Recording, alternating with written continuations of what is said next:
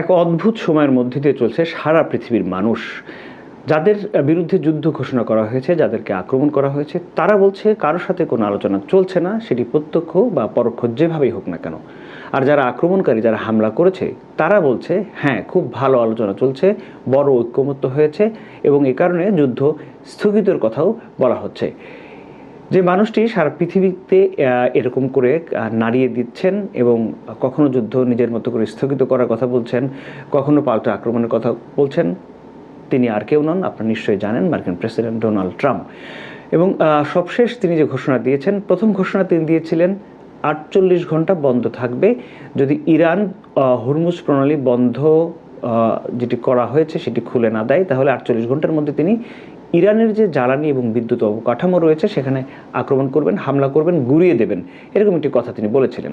সে 48 ঘন্টা যেতে না যেতেই তিনি আবার নতুন করে আরেকটি ঘোষণা দিয়েছেন যে আগামী 5 দিন ইরানে হামলা করবেন না।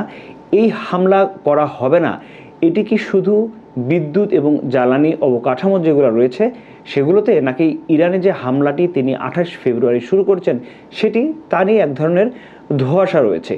ফলে এই মুহূর্তে ঠিক যুদ্ধ চলছে কি না সেটি নিয়ে বিস্তর আলোচনা চলছে। আমি যখন আপনাদের সাথে কথা বললাম, আপনাদেরকে সবশেষ কথাটি জানানোর জন্য আমরা চেষ্টা করলাম দ্য গার্ডিয়ান এবং আল জাজিরা এবং বিবিসির সবশেষ যে অনলাইন ভার্সনে খবরটিতে কি বলা হচ্ছে। তারা বলছে হ্যাঁ, যুদ্ধ চলছে। আমেরিকার পক্ষ থেকে যে আক্রমণগুলো করা হচ্ছে সেটি এখনও স্পষ্ট নয়, তবে ইসরায়েলের তরফ থেকে যে যুদ্ধটি শুরু হয়েছিল 28 ফেব্রুয়ারি এবং যুদ্ধের প্রায় 24তম দিন আমরা অতিক্রম করছি, সে যুদ্ধটি থেমে নেই, কারণ ইরানের বহু জায়গাতে এখনও বিমান হামলার খবর আসছে এবং ঠিক একইভাবে ইরানের পক্ষ থেকেও ইসরায়েলে আক্রমণের যে শানিত আক্রমণের ধার সেটিও অব্যাহত রয়েছে। কারণ আমি যেটি বলছিলাম যে প্রেসিডেন্ট ডোনাল্ড ট্রাম্প বলছেন যে যুদ্ধটি তিনি যে আক্রমণটি করার কথা ছিল সেটি আগামী 5 দিনের জন্য তিনি স্থগিত করেছেন এবং সেটি বিদ্যুৎ এবং জ্বালানি অবকাঠামোতে। ইরানের যে স্পিকার তিনি বলেছেন এটি ফেক নিউজ, এটি ভুল খবর এবং এটি মিথ্যা খবর বলে বলা হচ্ছে। এবং ইরানের পররাষ্ট্র মন্ত্রণালয়ের মুখপাত্র তিনি বলছেন প্রত্যক্ষ এবং পরোক্ষ কোনোভাবেই কারোর সাথেই এই আলোচনা চলছে না। যদিও আমরা বিবিসি সিএনএনের তরফ থেকে দেখছি তুরস্ক, পাকিস্তান এবং মিশর এই 3টি দেশ মিলে যুক্তরাষ্ট্র এবং ইরানের সাথে দুদিয়ালি করার চেষ্টা করছে এবং এটির কিছুটা গ্রহণযোগ্যতা বিভিন্ন জায়গা থেকে পাওয়া যাচ্ছে যে এই যুদ্ধ বন্ধ করার জন্য যেহেতু একটা সুযোগ এসেছে, যেহেতু প্রেসিডেন্ট ডোনাল্ড ট্রাম্প বলছেন আগামী 5 দিন তিনি আক্রমণ করবেন না, সেই সুযোগটিকে কাজে লাগিয়ে তারা এই যুদ্ধটিকে স্থায়ীভাবে বন্ধ করার চেষ্টা করছে।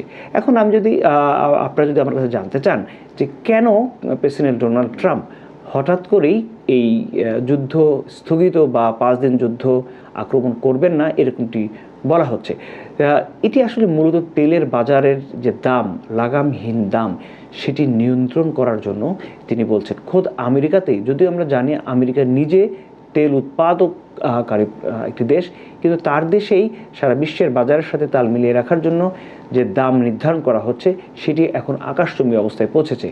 সেইটি ঠিক করার জন্য প্রেসিডেন্ট ডোনাল্ড ট্রাম্প এই ধরনের ঘোষণা দিচ্ছেন যে একটি শান্তি চুক্তি হচ্ছে, এই চুক্তির ফলে হয়তো যুদ্ধ স্থায়ীভাবে বন্ধ হয়ে যাবে, এরকম নানান ধরনের কথা তিনি বলার চেষ্টা করছেন তেলের বাজারের নিয়ন্ত্রণটি রাখার জন্য, যাতে এটি লাগামহীন না হয়ে পড়ে।